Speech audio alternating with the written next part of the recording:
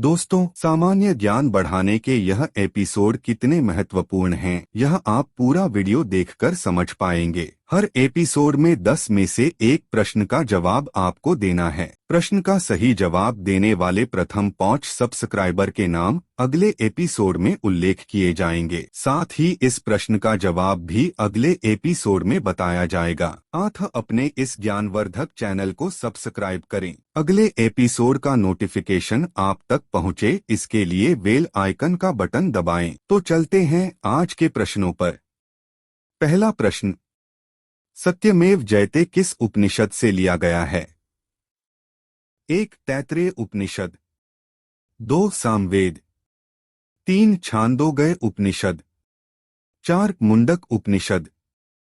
भारत के प्रतीक के नीचे अंकित भारत का राष्ट्रीय आदर्श वाक्य सत्यमेव जयते मुंडक उपनिषद से लिया गया है। इस आदर्श वाक्य का अर्थ है सत्य की ही जीत होती है। यह देवनागरी लिपि में लिखा गया है। मुंडक उपनिषद को हिंदू धर्म के 108 उपनिषदों के मुक्तिका सिद्धांत में नंबर 5 के रूप में सूचीबद्ध किया गया है। दूसरा प्रश्न, जैन धर्म के प्रथम तीर्थंकर और प्रवर्तक कौन थे?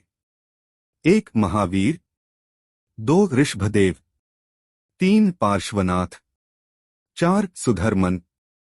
विकिपीडिया के अनुसार भगवान ऋषभदेव जैन धर्म के प्रथम तीर्थंकर हैं। तीर्थंकर का अर्थ होता है जो तीर्थ की रचना करें, जो संसार सागर जन्म मरण के चक्र से मोक्ष तक के तीर्थ की रचना करें, वह तीर्थंकर कहलाते हैं। तीर्थंकर के 5 कल्याणक होते हैं। भगवान ऋषभनाथ जी को आदिनाथ भी कहा जाता है। तीसरा प्रश्न, चरक संहिता नामक ग्रंथ किस विषय से संबंधित है? 1. अर्थशास्त्र, 2. राजनीति, 3. चिकित्सा, 4. धर्म।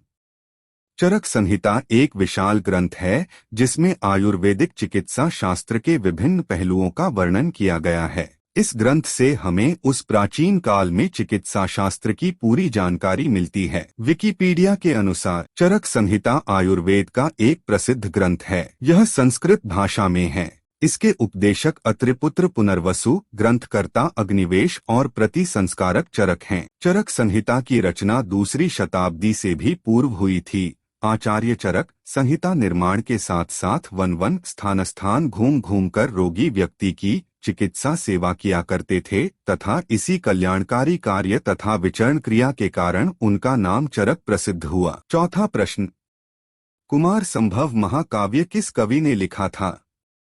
1. वाणभट्ट, 2. चंदरदाई, 3. कालिदास, 4. हरिशेन।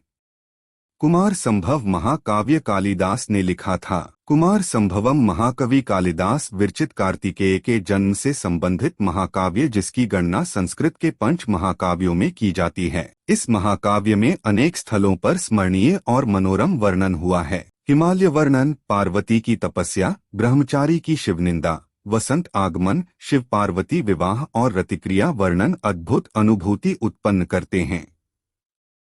5वां प्रश्न, सितार और तबले के आविष्कार का श्रेय किसे दिया जाता है? 1. अमीर खुसरो, 2. मलिक काफूर, 3. बैजू बावरा, 4. तानसेन। सही उत्तर अमीर खुसरो है।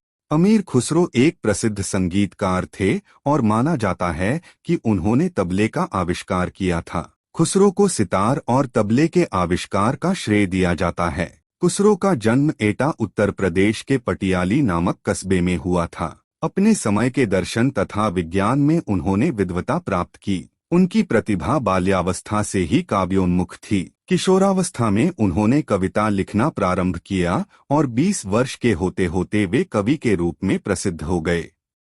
6वां प्रश्न, युद्ध में सबसे पहले तोप और बंदूक का प्रयोग करने वाला शासक कौन था? 1. फिरोज शाह तुगलक, 2. इब्राहिम लोधी, 3. हुमायूं, 4. बाबर। भारत में बाबर ने पानीपत के प्रथम युद्ध सन 1526 में तोपों और बंदूक का सबसे पहले प्रयोग किया।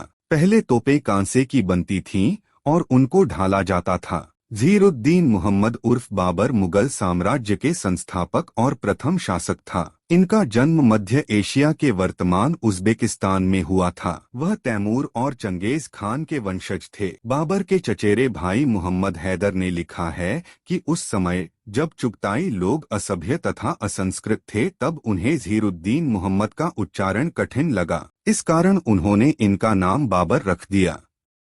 7वां प्रश्न, शिवाजी के राजनैतिक गुरु और संरक्षक कौन थे? 1. कोंडदेव, 2. शाहजी भोंसले, 3. समर्थ रामदास, 4. दादाजी। शिवाजी के राजनीतिक गुरु और संरक्षक उनके दादाजी कोंडदेव थे। उनका बचपन दादाजी कोंडदेव व उनकी माता जीजाबाई के करीब बीता, जहां उन्होंने राजनीतिक शिक्षा सीखने के साथ साथ मुगल शासकों को खदेड़ने की योजना का आभास हुआ। 8वां प्रश्न, भारत तक समुद्री मार्ग की खोज किसके द्वारा की गई थी? 1. डचों द्वारा, 2. अंग्रेजों द्वारा, 3. पुर्तगालियों द्वारा, 4. फ्रांसीसी द्वारा। समुद्री मार्ग की खोज सर्वप्रथम वास्को डी गामा ने की। वास्को डी गामा ने भारत की खोज की थी। वह समुद्री मार्ग से भारत आया था। यूरोप से एशिया तक समुद्री मार्ग को खोजने का श्रेय भी वास्को डी गामा को जाता है। साथ ही वास्को डी गामा को डिस्कवरी ऑफ इंडिया भी कहा जाता है। 9वां प्रश्न, भारत की पहली मुद्रण मशीन की स्थापना किसने की थी? 1. फ्रांसीसियों ने, 2. डचों ने, 3. पुर्तगालियों ने, 4. अंग्रेजों ने। भारत की पहली प्रिंटिंग प्रेस की स्थापना पुर्तगालियों ने गोवा में की थी। यह प्रिंटिंग प्रेस 1556 में ओल्ड गोवा के जेसुइट सेंट पॉल कॉलेज में स्थापित हुई थी। इस प्रेस पर छपने वाली पहली और सबसे प्रसिद्ध किताबों में से एक थी कैटिस्मो दा डॉक्ट्रिना क्रिस्टो। यह फ्रांसिस जेवियर द्वारा लिखी गई थी। लोयोला फादर गैस्पर कैलेसा द्वारा सेंट इग्नाटियस को दिनांक 30 अप्रैल 1556 को लिखे गए एक पत्र के माध्यम से यह तथ्य सामने आया है कि गोवा में प्रिंटिंग प्रेस स्थापित किया गया था। दोस्तों, अब चलते हैं उस प्रश्न पर जिसका जवाब आपको इस वीडियो के कमेंट बॉक्स में टाइप करना है। प्रश्न है कि मध्य प्रदेश में डोहेला महोत्सव किस शहर में होता है? डोहेला महोत्सव किस वर्ष से शुरू हुआ और यह महोत्सव शुरू करने का श्रेय किसे है?